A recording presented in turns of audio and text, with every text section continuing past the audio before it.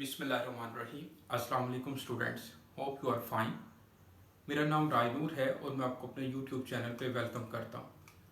आज के लेक्चर में हम नर्स टेस्ट प्रिपरेशन से रिलेटेड उसका जो मैथ सेक्शन है वो डिस्कस करेंगे और इसको मैंने FLP नंबर 3 का नाम दिया है। और आज के लेक्चर में हम क्वेश्चन नंबर 1 to 10 जो है वो डिस्कस करेंगे। तो आए स्टार्ट करते हैं। क्वेश्चन नंबर 1 जो है उसकी स्टेटमेंट पढ़िएगा। The reciprocal of the complex number cos theta minus iota sine theta is.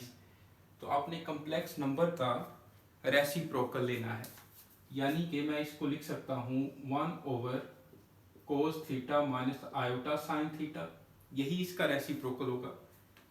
अगर मैं इसको ऐसे भी कर सकते हैं कि हम cos theta plus iota sine theta से मल्टीप्लाई डिवाइड कर लें, लेकिन इससे भी आसान तरीका ये है कि हम इसको ऊपर लेके जाएं और इसकी जो पावर है वो -1 बना सकते हैं। इसकी जो होल पावर है वो -1 बना सकते हैं। अब आपने डी मॉर्गन्स थ्योरम जो है वो पढ़ा हुआ है। डी मॉर्गन्स थ्योरम की जो एप्लीकेशन है वो आपके सामने मैं लिखता हूँ कि x plus iota Y is equal to x plus iota Y, और इसी तरह मैं इसको r cos theta plus iota r sine theta जो है वो लिख सकता हूँ। अब अगर मैं इसकी पावर लिखूंगा n, तो यहाँ पे आ जाएगा ये r cos theta plus iota sine theta की होल पावर n, और यहाँ पे जो n है वो बिलोंग कर रहा है सेट ऑफ इंटीजर्स को, यानी कि पॉजिटिव और नेगेटिव वैल्यूज दोनों को वो जो है वो बिलोंग कर रहा है। तो अब इसको मैं लिख सकता हूँ r की पावर n, और ये जो n है वो इसके एंगल का मल्टीपल बन जाएगा। तो कोस n theta plus iota sine n theta. तो ये डी मॉर्गन्स थ्योरम आपने चैप्टर 1 में फर्स्ट ईयर में पढ़ा हुआ है। तो यही फार्मूला यहाँ पे अप्लाई करें तो यहाँ पे वैसे r की वैल्यू तो r तो यहाँ पे नहीं है, यानी कि r की वैल्यू वैसे यहाँ पे √2 आनी थी, लेकिन सिंपल अब आप इसके एंगल का मल्टीपल बना दें। तो मैं यहाँ पे लिख सकता हूँ कोस माइनस थीटा, -1 जो है वो थीटा से मल्टीप्लाई हुआ और माइनस आयोटा साइन, और इस थीटा के साथ भी जो है वो -1 से मल्टीप्लाई कर लिया। तो कोस के एंगल में, कोस और सीकेंड के एंगल में माइनस जो है वो बाहर नहीं आता, तो ये कोस थीटा ही रहेगा, और साइन के एंगल में जो माइनस है वो बाहर आ जाता है, तो प्लस हो जाएगा ये, और कोस theta plus iota sine theta. तो ये इसकी बेटा करेक्ट ऑप्शन है, Charlie option sorry, Charlie option बेटा इसकी करेक्ट ऑप्शन है। अब चलते हैं क्वेश्चन नंबर 2 पे। The locus of the points in the plane satisfying the equation z-1 modulus is equal to 4 is. Locus of points क्या होता है कि जहाँ पर ज़्यादा से ज़्यादा पॉइंट इकट्ठे हुए हों, लोकस सेट ऑफ पॉइंट्स होता है लोकस। तो अब हम z की जगह पे कॉम्प्लेक्स नंबर को पुट करते हैं और इसको सिंप्लीफाई करते हैं, उसका मॉडुलस लेते हैं और देखते हैं कि क्या इनमें से कौन सी जो है वो कॉनिक या एक सिंपल लाइन जो है वो बन रही है। तो इसको सॉल्व करते हैं।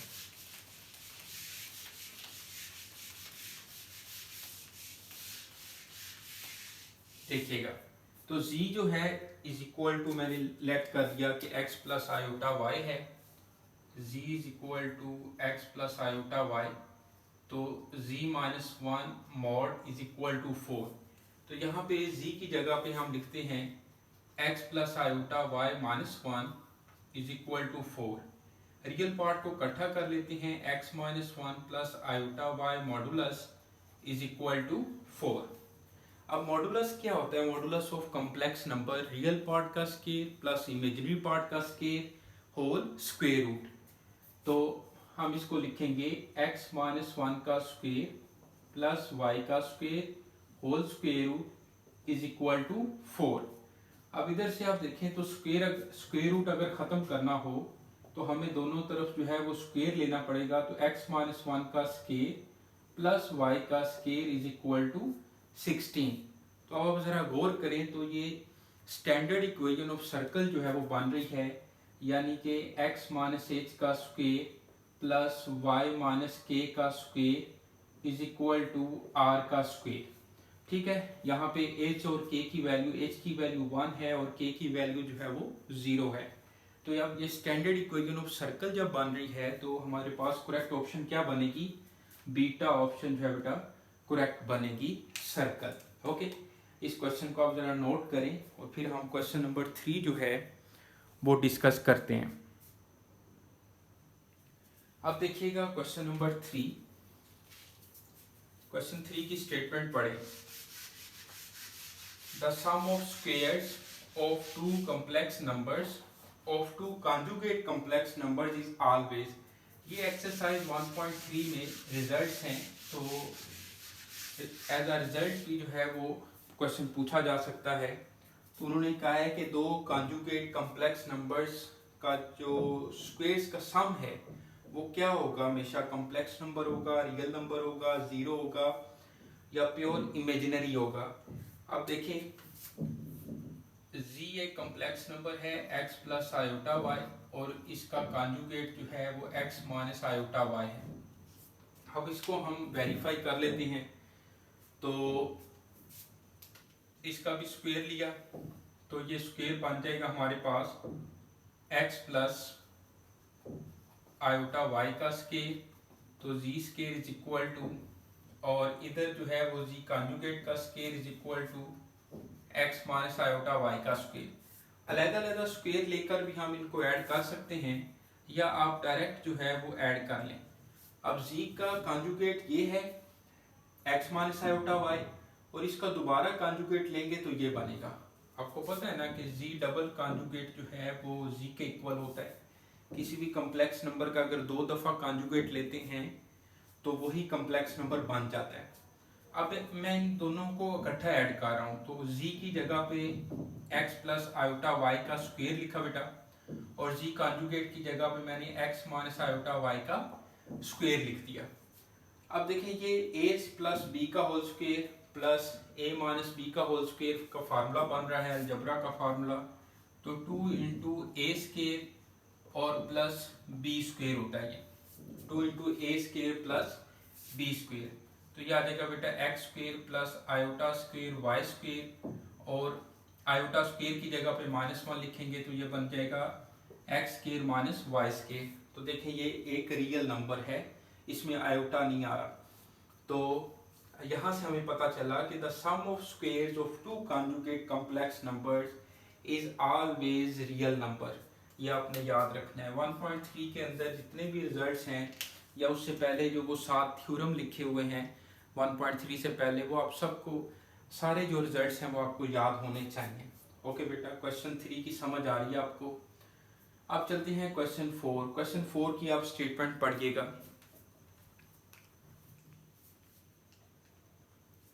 ओके, क्वेश्चन 4 की स्टेटमेंट पढ़िएगा।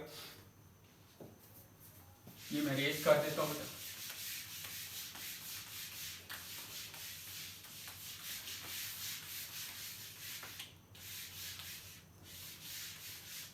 If A is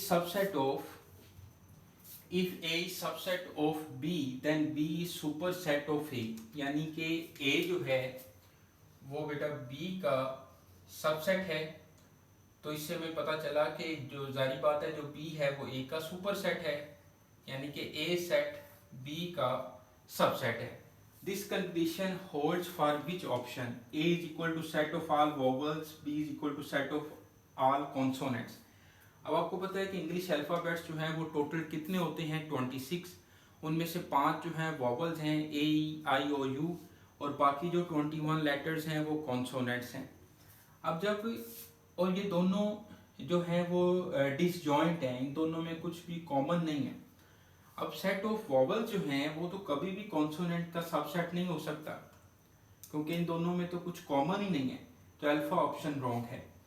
beta option देखें तो a is equal to x such that x is a natural number less than 5 natural number, और सेट b जो है वो सेट ऑफ ऑल अल्फाबेट्स। अब जो नेचुरल नंबर हैं वो तो अल्फाबेट्स का सबसेट नहीं हो सकते, ये अल्फाबेट्स हैं, ये सिंपल नेचुरल नंबर हैं, तो ये भी बात नहीं बनती।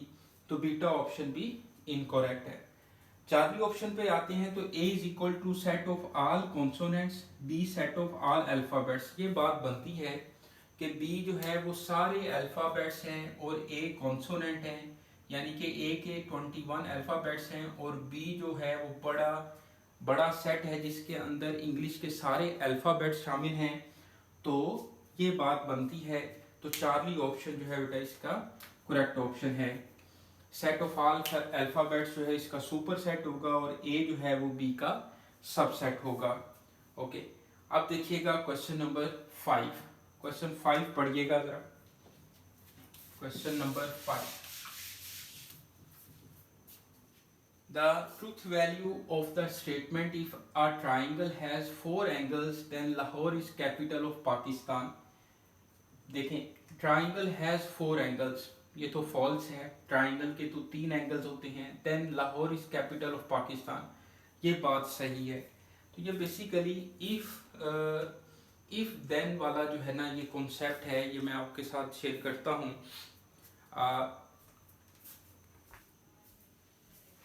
इफ और देन का ये कॉन्सेप्ट है जी, एक second. If P then Q, यानी कि यहाँ पर मैं लिख लेता हूँ P और Q, और इफ P देन Q यानी कि इफ एंड देन का जो कॉन्सेप्ट है वो है P इम्प्लाइज Q। तो ये ट्रू है, true, false, false, true, false और ट्रू, फॉल्स। अब P इम्प्लाइज Q में ट्रू ट्रू जो है ये ट्रू होता है और ट्रू फॉल्स जो है फॉल्स होता है, और फॉल्स ट्रू ट्रू है और फॉल्स फॉल्स भी ट्रू होता है। इसमें फर्स्ट कंडीशन अगर ट्रू है और सेकंड फॉल्स है तो उसमें सिर्फ फॉल्स होगा, बाकी सब के लिए जो है ये ट्रू है।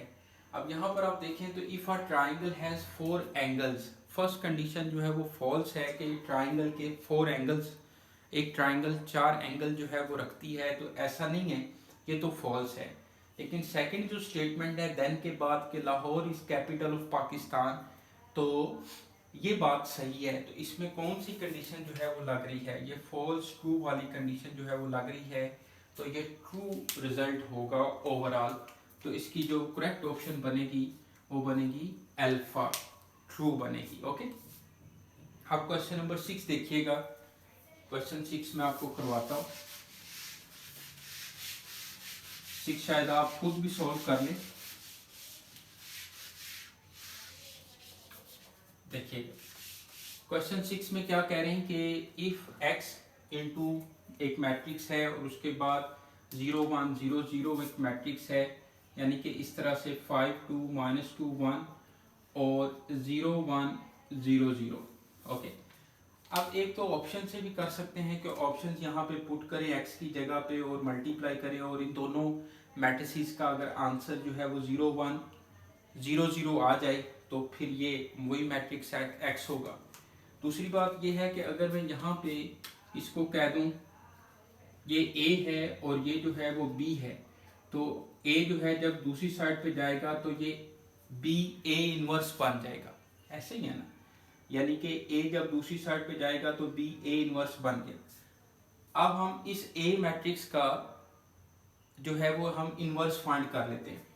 अब a मैट्रिक्स का जो इनवर्स है 5 2 -2 1, सबसे पहले आप डिटर्मिनेंट निकालो, तो 5 माइनस इंटू -4, 5 + 4 जो है 9 आ जाएगा।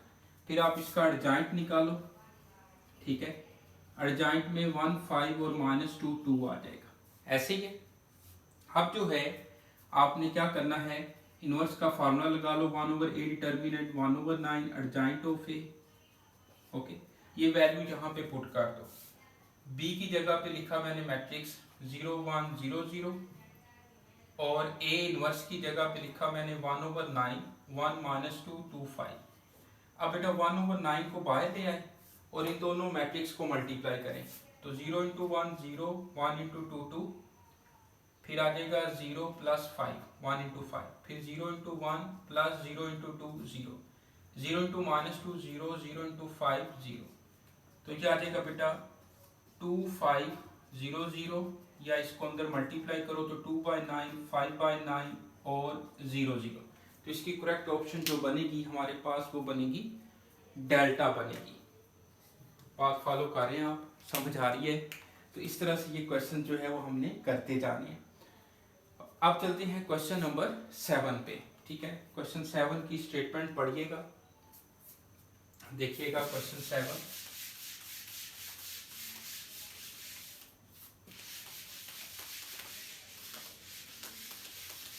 क्वेश्चन 7 जो है क्या कह रहे हैं, the relation r is equal to 031527339 is generated by. तो ये जो है ये ऑप्शन से हमें आंसर तलाश करना है। जैसे फर्स्ट ऑप्शन है 2x is equal to y minus 1। Okay, यहाँ पे मैं इसको y को सब्जेक्ट बना लेता हूँ तो 1 प्लस 2x भी लिख सकते हैं। अब इसमें x की जगह पे पहले आप 0 पुट करें, तो मैं x की जगह पे 0 पुट कर रहा हूँ तो y 1 मिल रहा है, लेकिन फर्स्ट जो है 0 पुट करने से y जो है वो 3 मिल रहा है। तो अल्फा ऑप्शन रॉन्ग ऑप्शन है, इनकरेक्ट है। अब बीटा ऑप्शन में देखें तो बीटा ऑप्शन जो है वो 2x is equal to y minus 3 है, तो मैं y is equal to 2x plus 3 भी लिख सकता हूँ, ऐसे ही है। अब x की जगह पे आप 0 पुट करो तो 2 इंटू 0 प्लस 3 तो 3 आ जाएगा, यानी कि 0 3 आ रहा है। फिर x की जगह पे आप 1 पुट करो तो 1 पुट किया तो 2 प्लस 3 5 आ रहा है। फिर 2 पुट करो, 2 2 जार 4 प्लस 3 7 आ रहा है। फिर इसमें आप 3 पुट करो, 3 इंटू 6 प्लस 3 9 आ रहा है, सही है। तो जब 0 पुट किया 3 आ रहा है, 1 पुट किया 5 आ रहा है, 2 पुट किया 7 आ रहा है, 3 पुट करने से 9 आ रहा है। तो फिर कौन सी ऑप्शन करेक्ट बन रही है? बीटा। 2x is equal to y minus 3 जो है इसकी करेक्ट ऑप्शन है बेटा, बीटा ऑप्शन। बात फॉलो करें आप। अब आते हैं क्वेश्चन नंबर 8 पर। तो the rank of the matrix is, तो ये ओरल क्वेश्चन है और आपके सामने जो मैट्रिक्स लिखा हुआ है ये एचिलन फॉर्म में है। तो number of non zero when we reduce a matrix in echelon form, simple है। सिंपल आप एचिलन फॉर्म में भी चेंज कर लें तो हमें रैंक का पता चल जाता है। तो एचिलन फॉर्म क्या होती है कि मेन डायगोनल में आपने 1 1 एलिमेंट्स बनाने होते हैं और उसके नीचे जो है वो आपने 0 बनाने होते हैं। तो ये पहले से ही एचिलन फॉर्म में है और number of zeros in preceding rows जो हैं वो बढ़ रहे हैं। ओके, तो इसमें number of non zero rows कितनी है? 2 है। तो इसका रैंक कितना हुआ? 2 हुआ, जो कि चार्ली ऑप्शन है। बात फॉलो करें आप। अब लास्ट क्वेश्चन, लास्ट 2 क्वेश्चन है 9 और 10, वो मैं आपके सामने लिखता हूँ। पहले जो थी वो जगह कम थी, तो क्वेश्चन नंबर 9 मैं इधर लिख लेता हूँ और क्वेश्चन नंबर 10 जो है मैं इधर लिख लेता हूँ। ठीक, क्वेश्चन 9 की जो स्टेटमेंट है, for what value of x the polynomial, for what value of x the polynomial x square minus 4x equal to 0। करें सॉल्व इसको। अल्फा ऑप्शन है 0 4, बीटा ऑप्शन है 2 1 और चार्ली ऑप्शन है 0 1 एंड डेल्टा ऑप्शन है 0 minus 1। करिएगा इसको solve आप, 0 माइनस 1। और क्वेश्चन नंबर 10 की स्टेटमेंट है L x square plus M x plus C is equal to 0। L x square plus M x plus C is equal to 0 has only one root, has only one root if alpha option है M square minus 4lc is less than 0, beta option है M square minus 4lc greater than 0, Charlie option M square is equal to 4lc और delta option है M square m is equal to 0। ठीक है बेटा, ये last 2 question देखिएगा। First 9 question तो बहुत आसान है। For what value of x the polynomial x square minus 4x। Polynomial क्या होता है? ऐसा अलजेब्रिक एक्सप्रेशन जिसमें वेरिएबल की जो पावर है वो नॉन नेगेटिव हो। तो x square minus 4x is equal to 0 लिखा, x कॉमन आ गया और x into x minus 4 is equal to 0, x is equal to 0, x minus 4 is equal to 0 and x की वैल्यू 0 एंड 4 आ गई। तो अल्फा ऑप्शन इसकी करेक्ट ऑप्शन है। इसके बाद देखिए question number 10, l x square plus M x plus C is equal to 0। तो ये क्वाड्रेटिक इक्वेशन है। Has only one root. If has only one root का मतलब है कि इसका डिस्क्रिमिनेंट इज इक्वल टू 0 है, यानी कि हमारे पास ओनली वन रूट में आप इसका डिस्क्रिमिनेंट इज इक्वल टू 0 करो, B square minus 4ac। Okay, और यहाँ पे b की वैल्यू जो है वो m है, 4a की वैल्यू l है और c की वैल्यू c ही है। तो ये आ जाएगा m square minus 4lc is equal to 0, m square is equal to 4lc। Okay, तो इसकी करेक्ट ऑप्शन क्या बनेगी? चार्ली बनेगी। m square is equal to 4lc। तो इस तरह से ये 10 क्वेश्चन जो है बेटा कंप्लीट होते हैं। इस तरह नेक्स्ट वीडियो में मैं इंशाल्लाह और 10 या 15 नेक्स्ट क्वेश्चन इस टेस्ट के जो है वो आपके साथ शेयर करूंगा। तो नेक्स्ट में आपको पता है कि मैथ के जो है वो टोटल 80 क्वेश्चंस आते हैं और 10 क्वेश्चंस इंटेलिजेंस के हैं। टोटल मैथमेटिकल ऑपरेशन के आप कह सकते हैं कि 90 क्वेश्चंस हैं। तो FLP3 के मैं इसी तरह 80 क्वेश्चन जो है वो मुकम्मल करूँगा और इसको पढ़िएगा, आप इसको सॉल्व करें, ये कॉन्सेप्ट सारे आप सीखें। इंशाल्लाह आपको नेक्स्ट टेस्ट में जो है वो फ़ायदा होगा। मैथ पोर्शन सॉल्व करते हुए मेहनत करें और कोई प्रॉब्लम हो तो आप लाजमी मेरे साथ डिस्कस करें। वीडियो अच्छी लगे तो अपने दोस्तों के साथ भी शेयर करें। अपना ख्याल रखें और नेक्स्ट वीडियो तक के लिए राय नूर को इजाज़त दें। अल्लाह हाफिज़ बेटा।